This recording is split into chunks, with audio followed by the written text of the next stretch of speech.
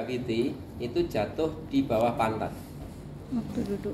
Pada waktu berdiri, center of gravity itu jatuh di antara dua kaki. Berarti kalau jaraknya itu jauh, berarti butuh usaha untuk memindahkan atau menggeser ini lebih besar. Ya. Contohnya pada waktu dia duduk di belakang seperti ini dan line of gravity, center of gravity pada waktu berdiri itu di antara dua kaki.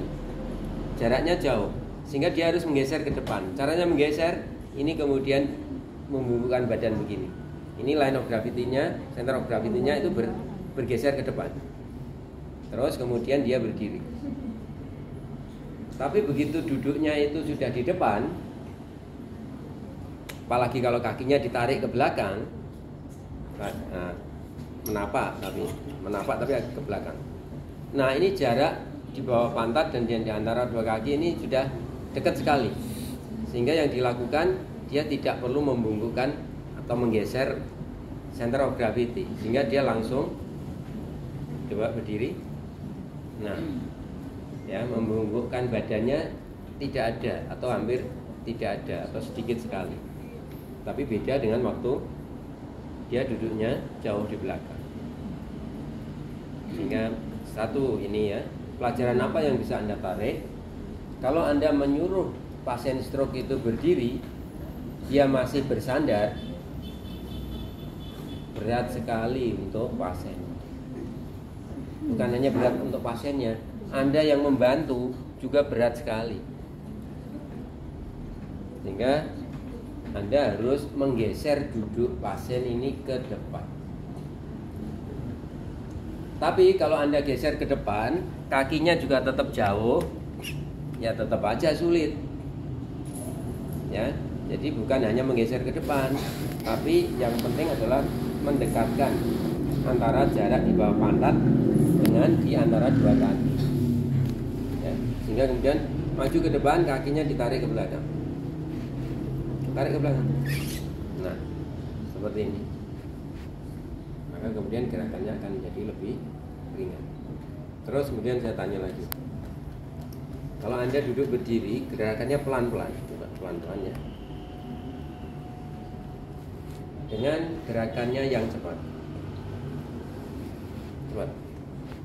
Lebih mudah yang mana? Cepat, Pak. Kira-kira kenapa?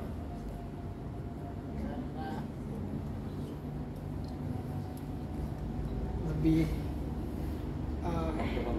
berat, Pak. Karena dia punya ancang-ancang, ada akselerasi. Ya. Sehingga apa yang bisa Anda ambil dari ini? Kalau Anda melatih pasien, Pak, duduk berdirinya pelan-pelan, Pak ya. Ya. Ya, pasiennya berat, Anda yang membantunya juga berat. Ya, pelan-pelan ya, Pak, baru latihan pertama kali. Nah, itu sering kesalahan-kesalahan yang terjadi pada waktu kita melatih duduk berdiri. Kelihatannya sederhana, hanya duduk berdiri ya, tapi beberapa analisis sederhana seperti itu akan sangat membantu. Seringkali juga pasien stroke itu kalau disuruh duduk ke berdiri, kaki yang sehat itu mesti ditarik ke belakang. Ya. Nah, seperti itu. Tapi tetap menapak. Terus berdiri. Tumbuhannya ada di kaki yang mana? Yang sehat, Pak. Yang belakang atau yang depan? Yang belakang. Yang belakang. Nah, jadi itu yang sering terjadi. Jadi kakinya ditarik ke belakang yang sehat dan kemudian dia berdiri. Kalau seperti itu berarti tumpuannya di kaki yang sehat. Padahal Anda mau melatih sisi yang sakit. Anda mau melatih keseimbangan atau simetris bilateral dari kedua kaki.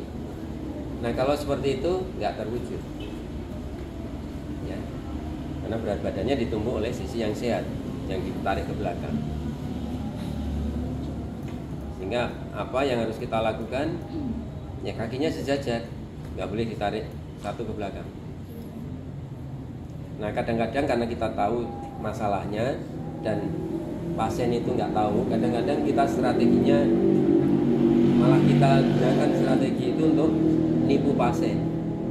Jadi pasiennya duduk berdiri nggak bisa-bisa, terus Anda minta pasiennya, ini kaki yang kanan Pak, itu tarik ke belakang. Nanti saya jamin Bapak langsung bisa berdiri.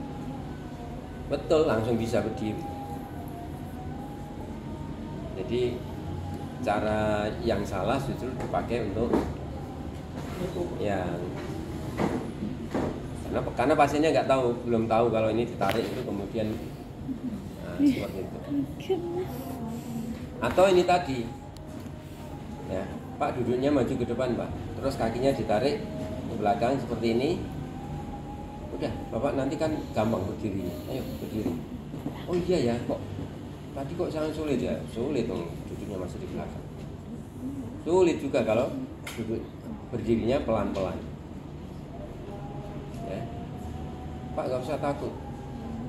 Yang cepat aja Pak. Hap gitu. Nanti aba-aba saya 1, 2, 3 hap. Langsung bisa.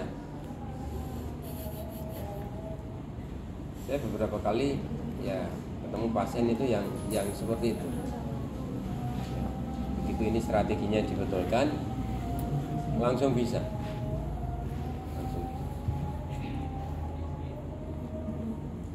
Terus kemudian apa lagi? Tumpuan. Pasien stroke seringkali itu dalam duduk berdirinya, ya, itu kemudian menggunakan tangannya yang sehat untuk menumpu seperti ini. Ya. Coba berdiri. Ya. Kalau orang normal mesti bisa. Yang terjadi pada pasien stroke seringkali justru kalau dia menumpu seperti itu, ini seperti tongkat atau kayu yang menyangga di sini, menghambat gerakan pasien untuk fleksi hip atau membungkukkan badan. Padahal komponen untuk duduk berdiri itu adalah membungkukkan badan dan kemudian, nah, begitu ini ditaruh di sini, ya nggak bisa berdiri. Ya. Nah, itu juga kesalahan yang tidak jarang terjadi. Kalau orang normal kok bisa Pak ya? Ini taruh di sini bisa berdiri. Ya kalau orang normal apapun bisa. Ya, tapi kalau pasien stroke itu ya kadang-kadang dia nggak tahu pola gerak yang normal, lupa pola gerak yang normal, harus belajar lagi pola-pola yang normal ya, seperti itu. Nah, sehingga yang diperlukan kita memahami dulu bagaimana orang normal itu bergerak. Nah sekarang pasien stroke itu seperti apa? Sehingga kemudian ada kesenjangan apa? Yang harus diperbaiki komponennya apa saja? Dan kemudian keseluruhan aktivitasnya.